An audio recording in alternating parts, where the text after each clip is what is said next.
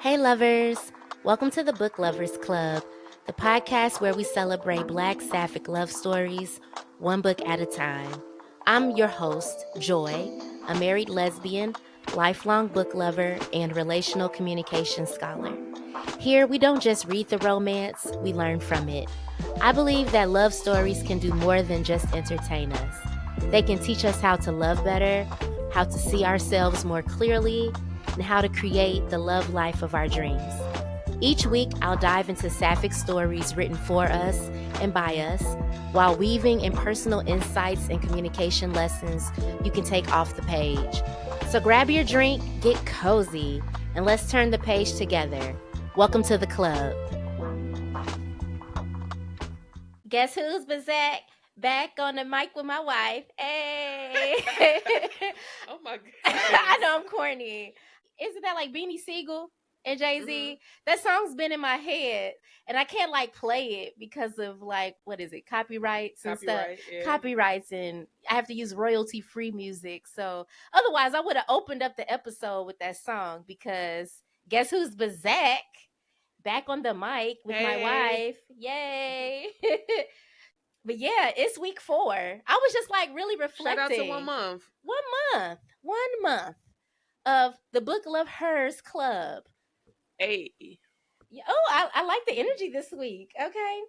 So today, the reason why Wifey's back is that we're going to be talking about our wedding journey. Because, reading this book, and like I said, if y'all are new to finding us, our September book pick is Devon and Chris Plan a Wedding. And reading this book really made me just think about our wedding journey. So Wifey's back for another episode because we're going to talk about that with y'all today. But before we get into that, let's just do a little quick update on our lives. So, Wifey, how was your week? Oh, it's been chill. A little bit ways to go. Great. The summer fought back. I know. I thought summer was finna be like, you know what, that's my time, folks, and dip out. But it's been hot this week. Yeah, so I've been outside. Yeah, same. And it's just nice because, Chicago betray you real quick. It could be snowing next month. So Yeah, it felt like fall was here last week. So yeah, it was kind of cold last week. So But I'm enjoying outside this weekend too. yeah, it was really good this week. I've been enjoying the weather, going on walks on my lunch break, and I went to the beach the other day. So yeah, I want to have a beach day. Cool. Maybe you'll be there. I don't know if it's beach hot. Well, I mean, it was warm enough to put my feet in. Like, I just went for a walk and then ended up at the beach and then put my feet in. You were blowing my phone up. Why I look like you in the lake? I mean, duh. Look, I don't know how some people be out here concealing their location from their partners, because wifey got my location and she be following me on the little map, checking to see if I'm safe. And I don't know, it just never dawned on me to conceal that from her, like to hide my location. So we got each other's location and all that stuff, because like shit is wild out here and I need people to come and look for me like this is taken or whatever. Yeah, I mean, but I understand why people, don't want to have all that on the table. Why? Not if they married, we wifed. Okay, and I still understand that. What you trying to hide? That's what I think. If I can't have your location, what you trying to hide? Why do I have to be hiding anything? I hear you, but you share your location with me, so this is a moot point. And you stalk us, like you really be looking us up on the location. So make it make sense. Talk about you understand. You wouldn't Stalking understand. is crazy. Really? Yeah, I'm making sure you safe. Okay. Either way, you talking about you want understand. Me to stop? No, Okay. I'm okay with you making sure I'm safe. People are very weird out here, so you need to make sure I'm safe. But anywho, there was a tiny victory for me this week. So people who subscribe to my newsletter, y'all have already gotten the tea. But I was chosen as an ARC reviewer. So that stands for Advanced Reader Copy, but ARC reviewer for Jessica Cage. And I really love her and love her books. But I got to read her book that's coming out next month called I Accidentally Hired a Shadow Walker. And it's not a sapphic book, but it is a Black supernatural romance, like a fantasy book. And y'all know I don't just read exclusively sapphic books. So I be out here reading all kind of things. But the book was good, y'all. It's really cute for like cozy, spooky season. I couldn't put it down. It was so good. I'm behind on some of my other books because I've also been obsessed with Jaquel J's books. So I started with the Delgado family. So I'm on Capri's books right now, but I read Capone and then Capadonna, and now I'm reading Capri. And these books, y'all, if you like Power or BMF, any of those type of shows, this book series is so good. Like, I swear she put crack in these books. I can't put them down. I want you to read it. I think you'll like it because you like all those shows. Yeah, I do. Yeah, I think you'll like this book series. One book at a time, baby. I mean, I hear you. I hear you. Anyway, next week is the book club meeting. Whoop whoop. So I feel like I've been patiently waiting to get to know all of you all. I'm really, really excited to meet everybody in person. So the plan is to have these in person meetings once a month and have this whole book club operating alongside my podcast. But, it's been a very productive, last little bit of summer. Yeah, so, but even though I'm sad for the warm weather to go away, I am really excited for spooky season because, me and wifey became a couple on Halloween. Yeah. Yeah, in Did New Orleans. Yeah, in New Orleans. Like, she asked me to be her girlfriend while we were in that bar that sells the hand grenades. Hmm. Yeah. Like, drunk as hell on Bourbon Street on Halloween. Did you know you was gonna ask me to be your girlfriend before we went on that trip? No, not right then. I don't think You just feeling it? it just happened. Just happened. It's cute though. But now, we celebrate Halloween. I don't know. It's our anniversary, so I always want to like do something and take a trip, and we do like the Halloween costumes and stuff. I'm not like a big cosplayer, so our costumes be real. They're cute. They're always cute, but some of the costumes we see, like next level, we not there yet. Yeah, people got real productions out here. For real, especially now, Yeah. like with stage makeup and all kind of stuff. Yeah, but we gonna get there. We gonna get there. I think this year I'm still working on our costumes, but I'm leaning towards Bride of Chucky.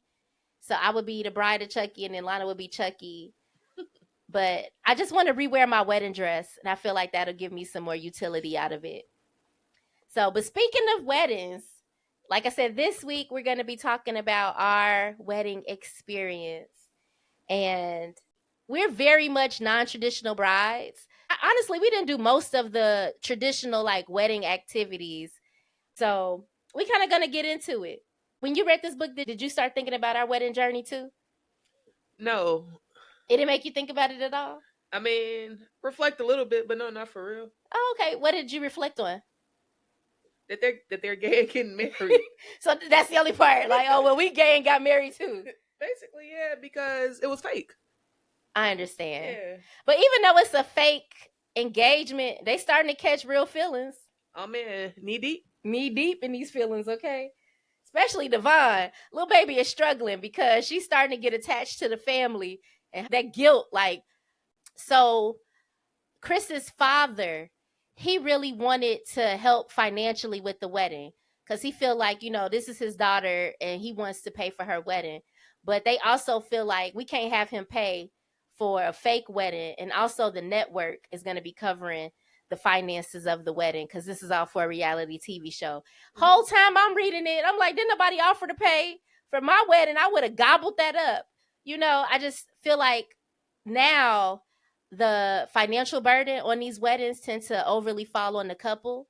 And that really influenced a lot of the decisions that we made when we were planning our wedding because we didn't want to start our marriage in like a crazy amount of debt for this one time event. It's important and I really want to enjoy it and have a good time. But I don't think that the amount of money that people are paying for weddings, it doesn't work for me. That's not something I would be comfortable with paying. So that was just something I was always thinking about. But that's the first thing I thought. I was like, must be nice. We got a couple of gifts, but Yeah, we got a little support. yeah, we got a little support. But somebody offering to pay the whole wedding, nah. But sometimes too, when people's money and their dollars are involved, they want to have a lot of influence on what their money is being spent on. So that was also something I was mindful of. I didn't necessarily want somebody paying for my wedding because I've seen that happen. I had a coworker who got married and her mother paid for the wedding and it quickly got out of hand where it no longer seemed like the wedding was for her because her mother had her purse strings involved. She wanted to make all the decisions and it really became like her wedding. she no longer had oversight over the wedding, and she felt like she couldn't really say anything because she wasn't paying for it. But I don't give a fuck. It wouldn't be me. I can tell you right now that would not be me. Even if you were paying it, it's still gonna be my wedding. Because what's gonna happen if I don't show up? I will pull an elopement on y'all real quick. Okay, me and wifey are gonna go get married and not tell none of y'all and pop back and be like, you know what? We don't even need to have the wedding no more. We're already married. I can't do that. When people think they trying to control me, I'm gonna go in the other direction, okay? But I thought that was crazy. Like, what are your thoughts on that with the money and I mean, I feel like the easiest way to control somebody is through their pocket or with money. And so when it comes to stuff like that, especially people of society, of church, whatever your community is, especially people who are built on that type of thing and tradition on that level, I wouldn't want to be entangled in all that, no. yeah, that's real. I think it's difficult in general mixing money and family because people don't want to be disrespectful to their elders, and it's already hard putting up boundaries with your family, and then when you got their money involved it just complicates things. But this is a time where it should be about you and what you want, and really having to center your family or consider them in everything can really just take away from the occasion being about you and your needs. And that's something that I was just very mindful of, that I didn't want this wedding to be centered on anybody but us, okay? And whatever our preferences were and what we wanted, that had to take center stage. But not everybody agreed. People definitely gave their opinions. Every bride don't move with that level of intention. That's true. And so it's like some people like, I just want this to be over with, and so I want it my way, but I want it to be over. And then people get to planning and get so overwhelmed that somebody ends up taking over anyway. Yeah, I mean, that's why people pay for wedding planners and day of coordinators and things. I'm much too controlling. I have a vision for things that not everybody can understand until it all comes together. So I love holidays. Specifically, Halloween and Valentine's Day are like my top two. Valentine's Day is actually my favorite holiday. So originally, we were going to be getting married this October, but a good chunk of my family is going out of town on a cruise to Greece. So they weren't going to be in town for the day that we originally selected. So we were like, you know what? I would want them to be able to come. Let's choose a date that would work for everyone. When we started looking at venues and pricing, I'm like, it'll be cheaper to get married in the winter. There was this cute chapel that I found that was like very Valentine's Day coded. So I booked it for Valentine's Day. And we were like, Valentine's Day fell on a Friday. So let's have a Valentine's Day wedding. I booked that venue in advance and it was still only 2 times left. So I booked the 11 a.m. and was like, you know what? We can do a Valentine's Day wedding and then maybe have a brunch reception. And I like to do things that's different. Once I showed wifey everything, she was on board with that. But originally, we wanted to get married outdoors in nature, somewhere that you would like have to hike to. And remember, we found that really cute company that did like adventure elopements. Yeah. And that was really cute. Yeah, it was really cute, but we wouldn't have been able to include a lot of Damn near family. nobody. Yeah, they not hikers like us, okay? I'm not even gonna say I'm that big of a hiker when it comes to hiking. You know what I mean? But they look at us like we're big hikers. Oh man. Compared to them though. What we were considering doing, that wouldn't have worked for most of the people. Yeah, and me neither. Looking back on it, who would have wanted to be dusted out that way? That's fair. That's valid.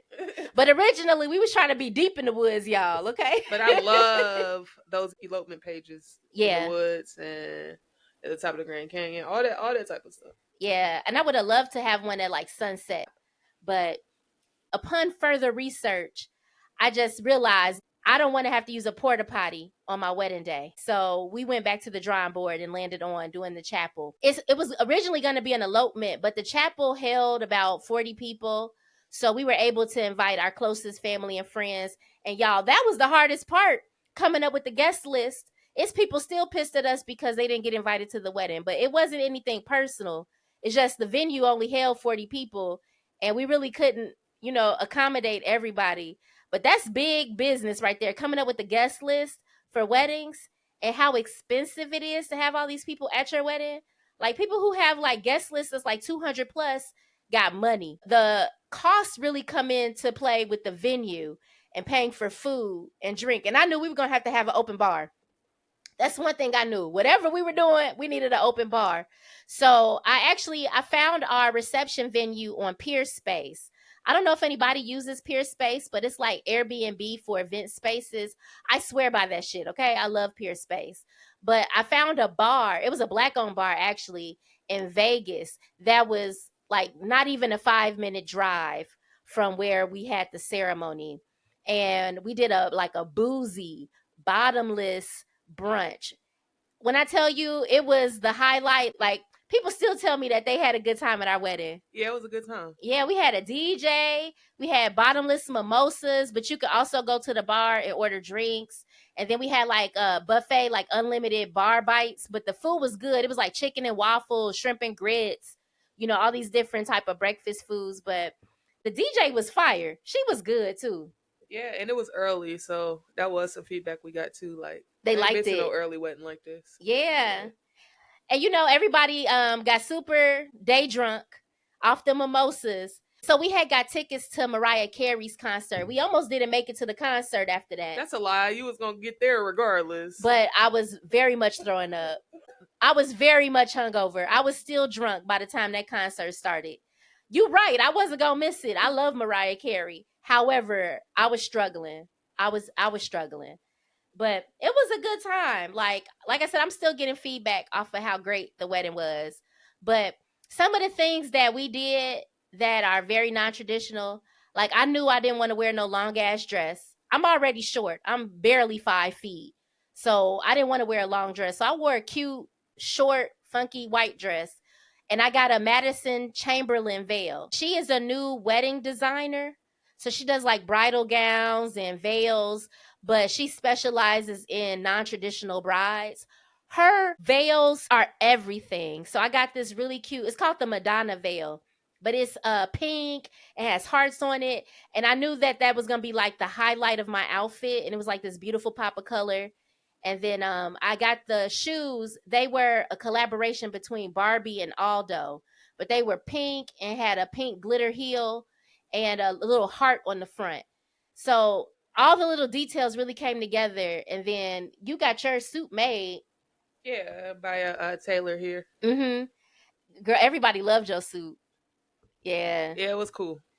Yeah. Wifey usually wears athletic clothes, so everybody was just so, oh my God, look at her in a suit. She looks so good. And it had like this floral brocade, I think is what it's called, but it was really nice. And you had those pink shoes on. Yeah, special occasion. Mm-hmm. It was a nice outfit. It was a nice fit. We dressed up. We cleaned up well, is what they say, right? Cleaned up well. That is what they say, and it was one day only. So Oh, don't get used to it. I understand. I mean, dressing up is for some. It's not for me. I get you. Yeah. Yeah, but it was a good time. So yeah, so I knew that our outfits were going to be non-traditional, and I remember when I told my mom I was going to wear a short dress, she was just like, I just can't see it.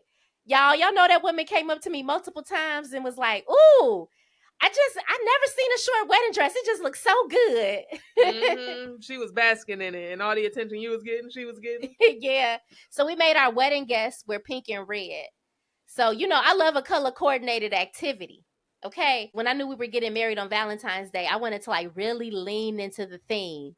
So we had people wear the colors, and then we wore white and black with pink accents. But it came together so nicely in the photos because everybody really did follow the theme. Yeah, they did. Yeah. Oh, and they showed up and showed out in those colors too. Yeah, they look good. Everybody looked good. But people gave us a lot of pushback because we didn't want a bridal party. I didn't do any bridesmaids. It was just the two of us. Also, I didn't want people standing up there next to me. Like, I get the tradition, but it's not for me. Yeah, no. But yeah, so we didn't do bridal parties. And then we didn't do a bachelorette party. If we were going to do one, I would have preferred to have a joint one. But, we just decided not to have one. Also, we were together already for like 8 years. So, the things that happen at bachelorette parties, like neither one of us were like, that's not really where we are in our relationship. So we skipped it. And then I didn't have a bridal shower. I think that's stupid. I don't care about any of that stuff. For real. I already struggle with being the center of attention. To do that for multiple events, girl, Yeah. bye. We skipped all of that. We didn't let nobody have a microphone outside of wifey's cousin, but she did a beautiful prayer for us, a beautiful prayer. And she's the only one that got on the microphone for real. I've been to plenty of weddings, especially gay weddings. People get on the mic and they start saying the most Cringy as disrespectful, hell. so cringy, saying the most disrespectful stuff. So I knew we weren't giving nobody a mic at ours, but it was beautiful. We had a good time. It was lots of dancing, but when we were telling people that we were not going to follow some of these traditions, there was just a lot of pushback. People questioning us and like, you're going to regret this and all this stuff. And so far, it's been no regrets. Have you had any regrets? No, I think it worked out how it was supposed to. It did. And we saved a ton of money. A ton of money. I will say Chicago is expensive. So in the book, our girls are shopping for wedding venues. So I died laughing when they went to that wedding venue and the mamas started praying. Yeah, They thought it was when there was haunted. water on the Yeah, on the floor, on the carpet. Yeah, so that scene had me literally laughing out loud. But the wedding venues in Chicago are so expensive. Like you could be paying upwards of 10 to 12 grand just for the event space. And that doesn't include like catering costs and like deposits. Like it's just so expensive. I think that a lot of couples struggle because wedding planning is stressful. It's so stressful. And when you have pressures from your family, from your church, from your community to do things a certain way, you really got to lean into like, look, this is about us.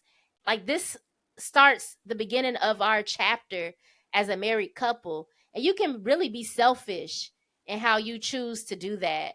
And it really doesn't matter about anybody else. Like they're not going to be in your marriage because people will sign you up for stuff. You should do this, you should do that. And they're not paying for it. They don't know how it's going to impact y'all as a couple.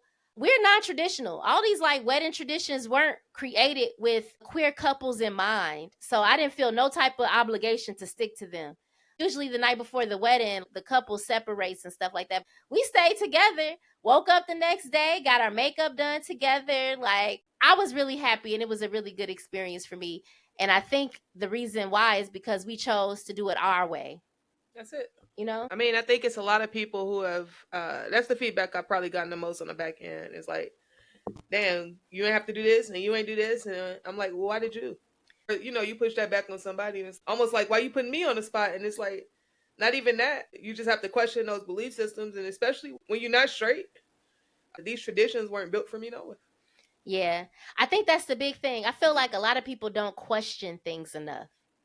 And like I told y'all in the last episode, I really started questioning things once I went natural and stopped relaxing my hair because that process really made me reflect and was like, if I don't have to participate in this, what other things don't I have to participate in?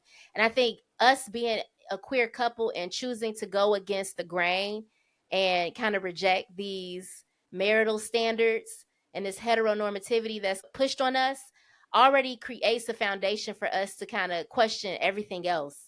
Us just being a non-traditional couple, to me, I feel like gave me the permission to say fuck all this. I mean, and that's it. Yeah. And I think I don't know when I started questioning stuff, but I do, and I question everything. And I think I do know that it has to do with the things that I see around me don't add up. And so you get to asking questions, and it's like, wait a minute, what's real and what's not? What's this and what's that? And then when I got to college, one of the first things I learned from a finance professor is just follow the money. And you could do that with anything. Like when you get deep enough and you follow the money, you could get to the motivation of most things that we see. So finances and money, huge motivator. Okay. I think that's what's impacting a lot of industries right now is that people are so busy chasing a bag that they're trying to create art that's catering to the algorithm, to what's going to be the most profitable. And we're losing out on genuine creativity. I've been in a lot of conversations right now about how, money is the root to all evil, but it's really starting to negatively impact the type of originality and creativity that we're seeing, especially in the book space. People are like really catering to what's trending and what's popular. There's a risk. If you put out that idea and it's so new and it's so different from what we're seeing, it might not make you any money. It might not hit. But I'm sure that there's a population or people out there who are craving that type of originality and creativity, So I hope that there are some artists out there who push against that. I know that there's pressure to financially support yourself and to earn money, but creating art for art's sake is how we get such phenomenal projects. And I just, wish more people had the freedom to do that without feeling so motivated by what's trending and what's popular and what's going to be monetized. Yeah. I mean, if that's my job, that's my job. And so I think it's very difficult in this landscape to get put on to art that's not popular. Mm. I feel like artists still create for art's sake. We just don't know about it. It's difficult. It's so much noise. Yeah, I feel like Lizzo, she's been really talking a lot about just like inside information from being in the industry. And she had made a post about that, about just how niche things are right now and how it's hard for people to know about everything because, your algorithm is showing you what you like.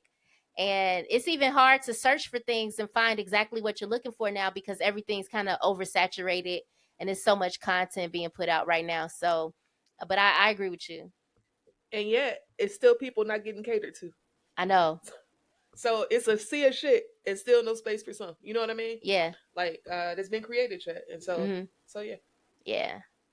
Well, our girls are planning this wedding. They're fake engaged, catching real feelings. And we got about one more week to read through this book before the big book discussion. My bestie that I told y'all about, San, who I co-hosted our Lesbi Real Boo podcast together, she's planning on joining me for the book discussion episode so we could talk to y'all about the book and give y'all some of that Lesbi Real Boo energy. So hopefully we can still make that happen, but that is the plan. But yeah, if you tune in next week, we'll be really debriefing and talking about the books. But we're wrapping up, Devon and Chris. And I hope y'all are enjoying this book as much as I did. Like I said, I read this book before and I'm rereading it now. And it's still giving me the warm fuzzies. And I still feel like I love it. Because, sometimes you reread a book or try to watch a movie that you used to love and now you're watching it with new eyes and it just doesn't hit the same. This still hits the same for me. So I hope y'all are enjoying it. I mean, because it's so cute. It is so cute. Yeah, like I finished the book. Shout out to me finishing a book. Woo woo. But I really like how they were strangers for real and how they really came together. Like, not even on no love stuff, but just as a unit type thing. But planning a wedding to do that, it forces you to like have to confront things, and doing all of that in 6 weeks, it was like a crash course in getting to know each other very fast. Oh, yeah. Yeah. But that's our time. I really enjoyed y'all this week. And thank you for joining me, wifey. Oh, for sure. This was fun. Thank you. I'm glad you said it's fun. And shout out to your 1 month. Yes. Thank you for tuning in to the Book Lovers Club. If you love today's episode, make sure you subscribe so you never miss a chapter. And if you're feeling generous, leave a review because those reviews help other lovers find us. So if you want to keep this conversation going, please join me on Instagram or hop on over to Fable to join the virtual book club. And until next time, remember, the stories we read can help us write the love lives of our dreams. See you next Sapphic Saturday.